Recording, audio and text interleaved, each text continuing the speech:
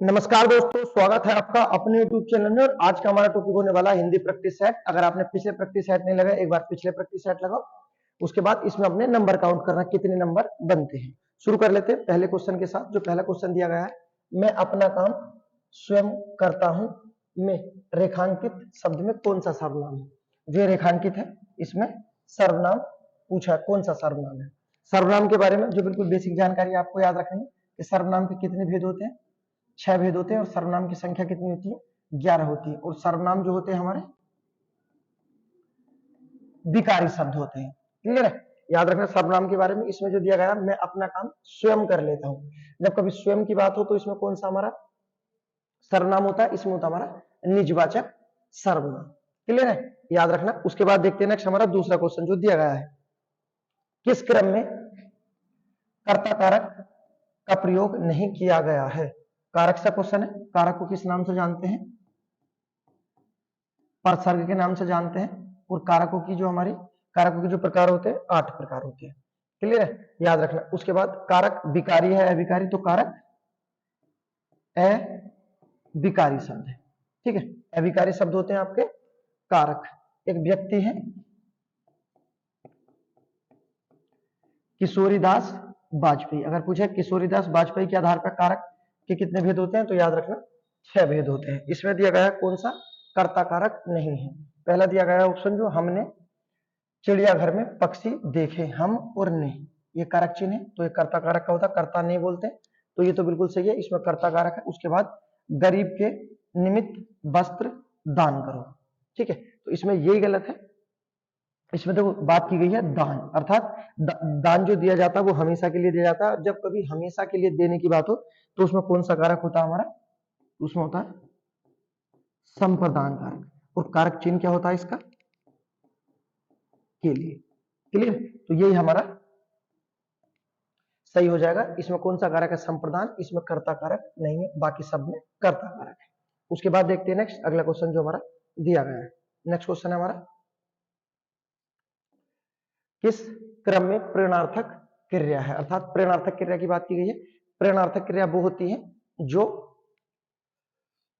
दूसरे से करवाई जाती है। ठीक है, कौन सी क्रिया होती है, प्रेरणार्थक क्रिया वो क्रिया होती है जो दूसरे से करवाई जाती है। जैसे सुरेश ने सूरज को बुलवाया। किसने बुलवाया है, सुरेश ने बुलवाया है। अब सुरेश ने किसी व्यक्ति से तो बोला ही होगा कि आप सूरज को बुला दो, तो ये कौन सी क्रिया होगी, हमारी प्रेरणार्थक क्रिया होगी। जब स्वयं ना कर कर किसी अन्य से करवाया जाए उस क्रिया को हम प्रेरणार्थक क्रिया कहते हैं। सही है, याद रखना। उसके बाद देखते हैं नेक्स्ट हमारा अगला क्वेश्चन जो दिया गया है। नेक्स्ट क्वेश्चन है हमारा, किस क्रम में पच स्वर है। ठीक है, स्वर से क्वेश्चन है। और पच स्वर किस आधार पर होते हैं, ये हमारे जीभ के आधार पर होते हैं। अगर पूछे जीभ के आधार पर हमारे स्वर कितने होते हैं, तो याद रखना 3 होते हैं।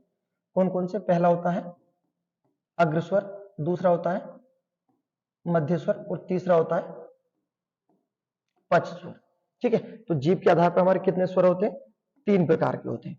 जो हमारा अग्रस्वर होता है, इसमें क्या आता है आपको याद रखना है, दोनों ई, उसके बाद ए और आई दोनों आ जाते हैं। मध्य में आता है हमारा ए स्वर, जिसे आजाद स्वर भी कहा जाता है। इसे आजाद स्वर भी कहा जाता है, इसे शहीद स्वर भी कहा जाता है। उसके बाद नेक्स्ट पच स्वर में आते हैं हमारे आ, उसके बाद छोटा ऊ, बड़ा ऊ, उसके बाद जो आएंगे ओ और आओ, ये सब आ जाते हैं। ये हमारे क्या है, ये हमारे पच स्वर होते हैं। ये मध्य स्वर है और अग्र स्वर है। और इसमें जो पूछा है हमारा पच स्वर पूछा है। अब हम देख सकते हैं कौन सा हमारा पच स्वर होगा, तो जो दिया गया ऑप्शन नंबर बी हमारा पच स्वर होंगे। ठीक है, उसके बाद नेक्स्ट स्वर परिभाषा आपको पता है। जो स्वर होते हैं जो स्वतंत्र रूप से बोले जाए उन्हें हम स्वर कहते हैं, और संस्कृत में स्वरों को अच्छ कहते हैं।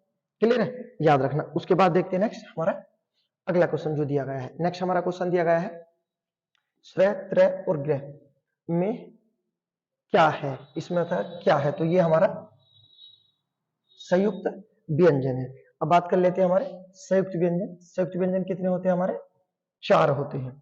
कौन कौन से होते हैं, कक्षा वाला 6 होता हमारा त्रय,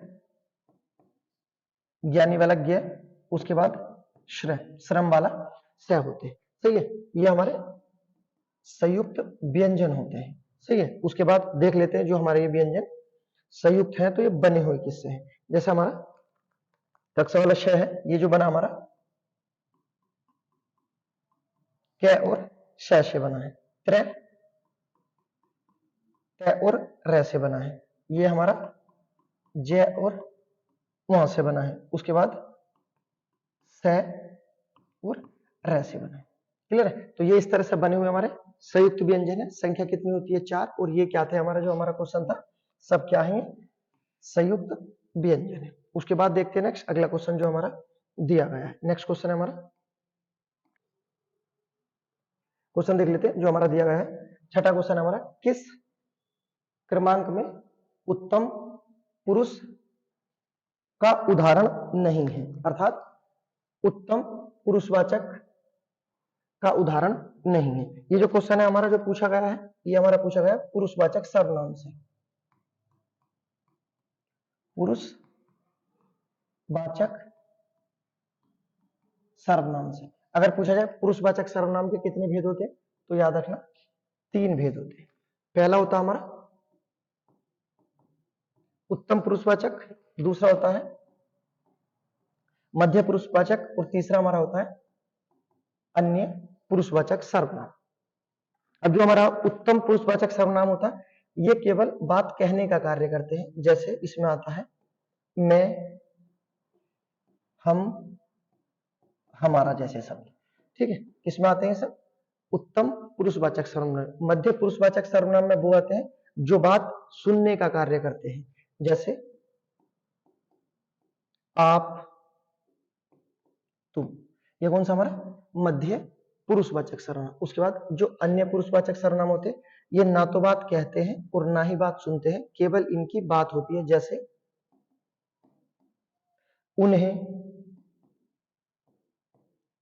उनका, वे, वह, ऐसे शब्द होते हैं। ठीक है, तो ये जो हमारा दिया गया पुरुषवाचक सर्वनाम के भेद से क्वेश्चन था, इसमें पूछा था कौन सा उत्तम पुरुषवाचक सर्वनाम का उदाहरण नहीं है, तो इसका जो आंसर हो जाएगा उन्हें हो जाएगा। ये हमारा अन्य पुरुषवाचक का उदाहरण है। क्लियर है, याद रखना। अगले क्वेश्चन को देखते हैं। नेक्स्ट अगला क्वेश्चन जो हमारा दिया गया है, नेक्स्ट क्वेश्चन दिया गया, निम्नलिखित में से शब्दों में से विशेषण शब्द को पहचानना है। निम्नलिखित शब्दों में से विशेषण शब्द है, जो विशेषण शब्द दिया गया है। देखिए जो दिया गया है, नीति, पक्ष और नास्तिक। ये जो तीनों शब्द हैं, नीति, पक्ष और नास्तिक, ये क्या हमारे, ये हमारे संज्ञा शब्द हैं। जबकि हमारा नास्तिक क्या हो जाएगा? विशेषण हो जाएगा। ठीक है, याद रखना विशेषण की कितनी अवस्थाएं होती हैं। अगर अवस्था की बात करें तो विशेषण की 3 अवस्थाएं होती हैं। अगर बात करें विशेषण के भेद, तो विशेषण के 4 भेद होते हैं। सही है, उसके बाद देखते हैं नेक्स्ट हमारा अगला क्वेश्चन जो दिया गया है। नेक्स्ट क्वेश्चन है, सार्वनामिक विशेषण के कितने भेद होते हैं? सार्वनामिक विशेषण के भेद से क्वेश्चन है, अर्थात आप ये कह सकते हो कि ये विशेषण से ही क्वेश्चन है। विशेषण का एक पार्ट होता है सार्वनामिक विशेषण, उससे क्वेश्चन पूछा गया है। सार्वनामिक विशेषण के कितने भेद होते हैं? तो याद रखना सार्वनामिक विशेषण के 2 भेद होते हैं। कौन कौन से 2 भेद होते हैं? पहला मौलिक सार्वनामिक विशेषण और दूसरा यौगिक सार्वनामिक विशेषण। क्लियर है, तो याद रखना सार्वनामिक विशेषण को हम संकेतवाचक विशेषण भी कहते हैं। उसके बाद देखते हैं नेक्स्ट अगला क्वेश्चन, निम्नलिखित वाक्यों में से कौन सा संदिग्ध भूतकाल का उदाहरण है? अर्थात संदिग्ध भूतकाल के बारे में बताना है जो दिया गया है। पहला दिया गया है, मैंने सामान वहीं रखा था। मैंने सामान वहीं रखा था। उसके बाद दूसरा दिया गया है, मैंने वहीं सामान रखा था। तीसरा दिया गया, मैंने सामान वहीं रखा था। चौथा दिया गया, मैंने वहीं सामान रखा होगा। बस ये डाउट वाली बात है, ये हमारा संदिग्ध भूतकाल का उदाहरण होगा। क्लियर है, उसके बाद देखते हैं नेक्स्ट हमारा अगला क्वेश्चन जो दिया गया है। नेक्स्ट क्वेश्चन है हमारा, नेक्स्ट क्वेश्चन देख लेते हैं हमारा जो दिया गया है, जहां पूर्ण विराम की अपेक्षा कम रुकना अपेक्षित हो वहां पर कौन सा विराम चिन्ह का प्रयोग किया जाता है। देखो दिया गया था जहां पर पूर्ण विराम की अपेक्षा थोड़ा कम रुकना हो, ठीक है। पूर्ण विराम जो होता है हमारा इस तरह से लगता है, इसके से जो कम रुका जाता है, जब पूर्ण विराम से थोड़ा कम रुका जाए तो वहां पर आता है आपका अर्ध विराम। क्लियर है, याद रखना पूर्ण विराम से जो थोड़ा कम समय लगता है तो अर्ध विराम में लगता है, अर्ध विराम का चिन्ह इस तरह से लगाते हैं।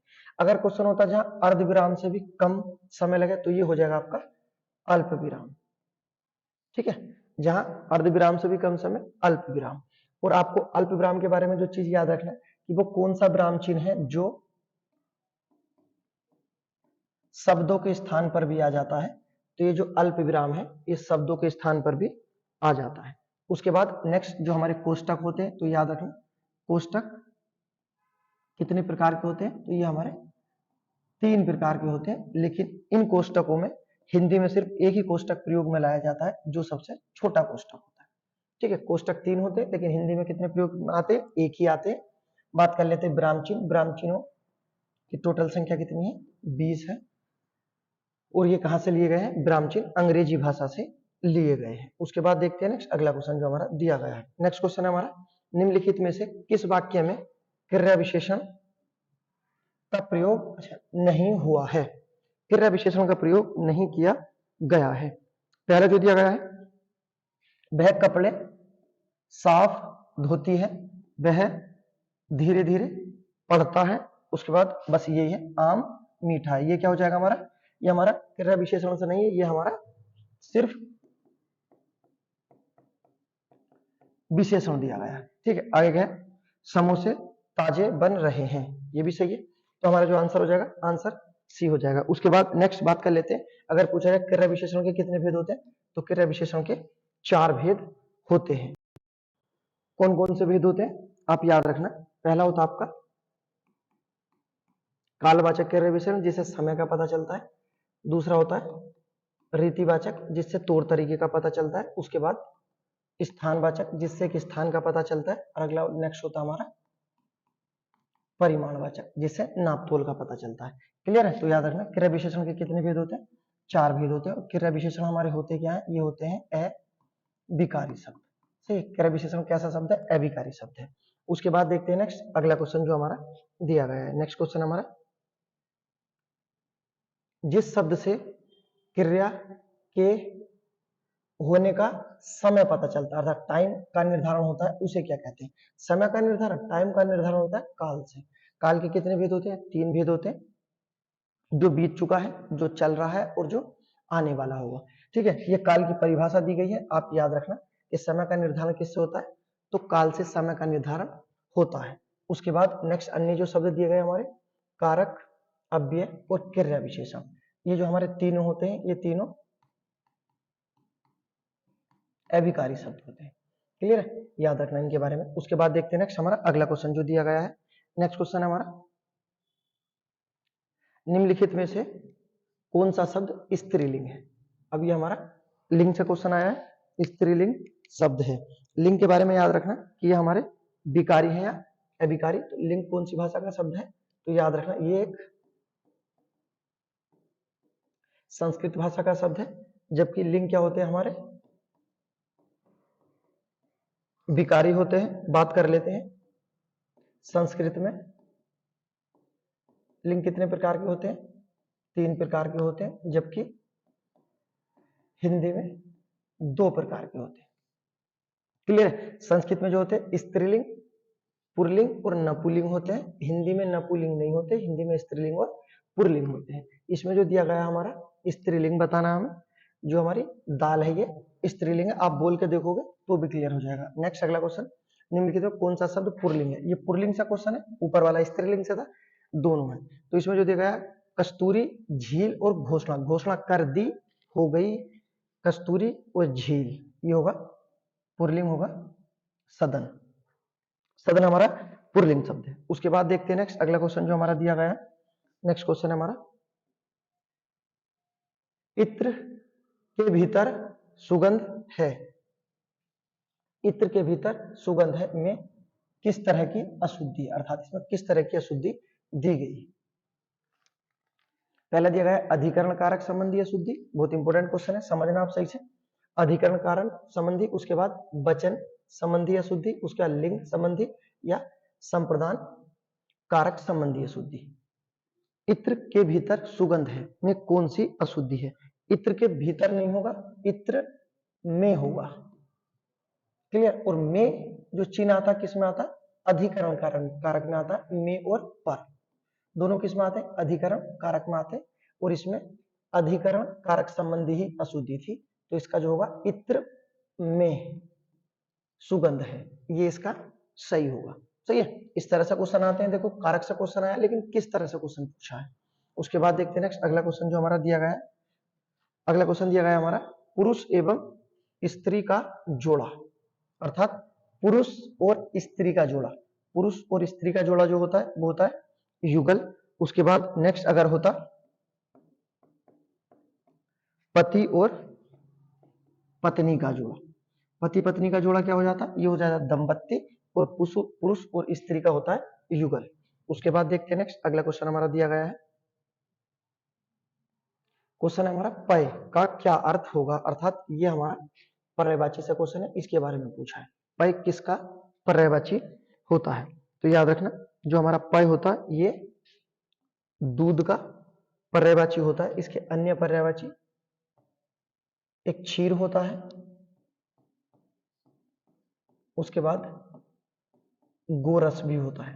ये किसके पर्यायवाची है? तो ये पय के पर्यायवाची है। उसके बाद देखते हैं नेक्स्ट अगला क्वेश्चन, निम्नलिखित में से किस शब्द में व्यंजन संबंधी अशुद्धि है? व्यंजन संबंधी अशुद्धि दी गई है। लिखा हुआ अभिष्ट, विशिष्ट, स्वादिष्ट और गरिष्ठ।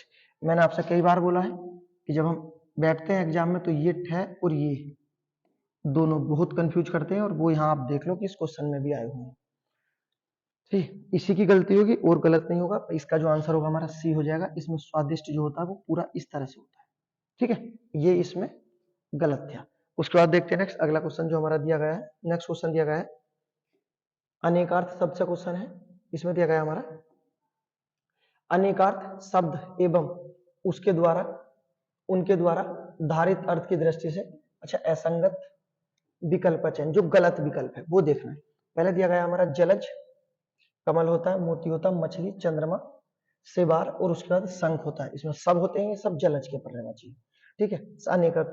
अनेकार्थ शब्द है। उसके बाद तत्व का सत्य, सार, धर्म, परिमाण, उद्देश्य और सूक्ष्म ज्ञान, ये भी सही है। जीवन का प्राण, आजीविका, जल, पुत्र और गंगा, ये भी सही है। जो दिया गया है जाल, जाल का रस्सा, ये तो होता है बनावट होता है, लेकिन प्रकृति, स्वभाव और आदर ये नहीं होता। ये जो होता है आपका, जो आपको याद रखना, अन्य जो होते हैं जाल का, एक होता है छल जो जाल बिछाते हैं, उसके बाद होता एक माया जिसे माया जाल बोलते हैं, ये होते हैं इसके। तो ये इसका गलत दिया गया था, सही है, यही असंगत है। उसके बाद देखते हैं नेक्स्ट सवाल, अगला क्वेश्चन जो दिया गया है आवट प्रत्यय, प्रत्यय से क्वेश्चन। आवट प्रत्यय, प्रत्यय क्या होते हैं? हमारे शब्द का अंश होते हैं और ये अविकारी होते हैं। लेकिन इसमें जो दिया गया है हमें बताना, आवट प्रत्यय का प्रयोग नहीं किया गया है। चिकनाहट, थकावट, लिखावट या सजावट, इसमें नहीं किया गया है। इसमें किया गया है चिकनाहट, इसमें आवट नहीं होगा, इसमें क्या होगा? आहट होगा, क्लियर, क्या होगा? चिकनाहट, सही। उसके बाद देखते हैं नेक्स्ट अगला क्वेश्चन जो हमारा दिया गया है, निर्निमेष शब्द में कौन सा उपसर्ग है? किसमें? निर्निमेष में। उपसर्ग से क्वेश्चन है। उपसर्ग से क्वेश्चन आपको याद रखना, उपसर्ग और प्रत्यय हमारे शब्द का अंश होते हैं, और ये जो होते हैं हमारे अविकारी शब्द होते हैं। तो आपको याद रखना कि हमारे उपसर्ग हो या प्रत्यय हो, क्या होते हैं? अविकारी होते हैं, सही है। अर्थात इनमें लिंग वचन के आधार पर नहीं बदला जाता। उपसर्ग अगर बात कर लेते हैं हम, हिंदी में कितने होते हैं? तो हिंदी में उपसर्ग होते हैं 13। बात कर लेते हैं संस्कृत में कितने होते हैं? तो संस्कृत में उपसर्ग होते हैं 22, सही है। लेकिन इसमें दिया गया है निर्निमेष में कौन सा उपसर्ग है? निर्निमेष में निर उपसर्ग होगा, ठीक है। और निर कौन सी भाषा का उपसर्ग है? ये हमारा संस्कृत भाषा का उपसर्ग है, सही है। उसके बाद देखते हैं नेक्स्ट अगला जो क्वेश्चन दिया गया है, बालू से तेल निकालना मुहावरे का अर्थ है। मुहावरे से क्वेश्चन है, कौन सी भाषा का शब्द है? अरबी भाषा का शब्द है। मुहावरा क्या होता है? ये भी हमारे वाक्य का अंश होता है। क्या होता है? वाक्य का अंश होता है मुहावरा। जबकि उपसर्ग प्रत्यय क्या होते हैं? वो शब्द का अंश होते हैं। ठीक है, अब देखते हैं इसमें जो दिया गया, बालू से तेल निकालना, इसका जो होगा असंभव काम करना। उसके बाद देखते हैं नेक्स्ट अगला क्वेश्चन, एक अनार 100 बीमार, कहावत का सही अर्थ क्या होगा? एक अनार 100 बीमार, ये कहावत है, इसे क्या बोलते हैं हम? ये हमारी लोकोक्ति है। और लोकोक्ति कौन सी भाषा का शब्द है? संस्कृत भाषा का। इसका अर्थ होता है लोगों की उक्ति, जो लोगों की कहावतें होती हैं। कौन सी भाषा का है? संस्कृत भाषा का है। जबकि हमारे मुहावरे क्या होते हैं? ये अरबी भाषा के हैं। इसमें दिया गया है लोकोक्ति पहचानिए, एक अनार 100 बीमार। ठीक है, याद रखना। इसका जो आंसर है आपका, आंसर नंबर हमारा डी हो जाएगा। वस्तुओं की पूर्ति की तुलना में मांग अधिक हो जाना। ठीक है, एक अनार 100 बीमार। उसके बाद मिलते हैं नेक्स्ट वीडियो में। अगर वीडियो पसंद आए तो लाइक करें, सब्सक्राइब करें।